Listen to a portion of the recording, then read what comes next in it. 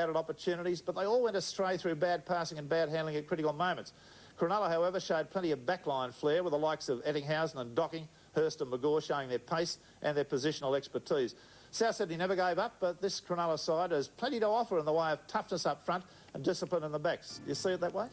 Yeah, Rex, they're a very disciplined side, Cronulla, and that's one of the reasons we've been going so well, because we've been playing that brand of football too, where we try to reduce our error rate. And in this particular game, we squandered possession and we put ourselves under pressure.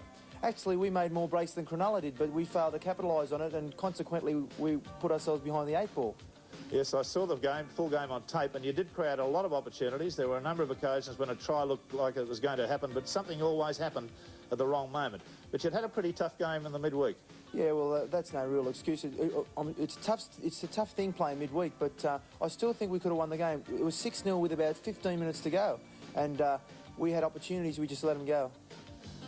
Yes, well, there's young Roberts getting his pass away, and it's out to Chisholm. He's one of your underrated forwards in your side too. He's been going great guns for us, Wayne Chisholm, and he's a good tackler, and he's got a lot of strength, and he's got a lot of pace as well.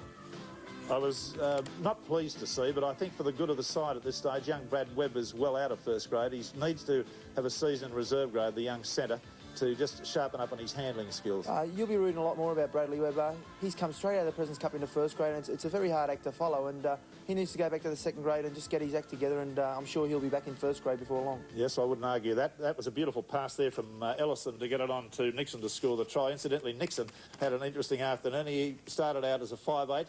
He went to lock forward and finished up as hooker. Yeah, he was in the hooking side. That's what you call a full afternoon. Let's have a look at a few things in this match. The phenomenal handling of Ettinghausen. There's Brad Webb, unfortunately, putting one down.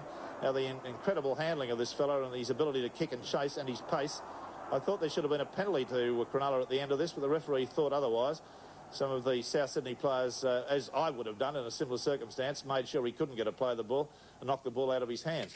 But getting back to Brad Webb again, and I'm not carrying the bag for, I'm not making a criticism of this lad in non-constructive terms, but here was one of the many breaks made, and just look where the pass goes. He's got support on the inside, or even wider, and the pass just goes nowhere. Yeah. And that's sort of thing. That's just an experience, Yes, Rex. I realise. But you can't afford it in the first grade side. No, well, George has realised that, and it'll do the kid good too. He's got to go back and just get his act together, because it'll ruin him if he was to stay there, and he'll go back and get his act together, and I'm sure he'll be back.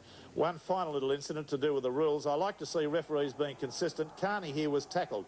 If the man holding the ball is tackled in such a way that his forward progress is stopped, or the hand or arm coming in contact with the ground, he's tackled, and yet he was allowed to get to his feet, pass the ball, go on they go. And that sort of refereeing bugs me a little bit. Yeah, well, it's hard to maintain consistency like that. It's a line ball decision thing, and you just got to wear it. That's what you've got to do, and that's what Mario Fennick's doing this year. He's not getting agitated at all about those sort of things. We're going to take a break, and we'll be about this.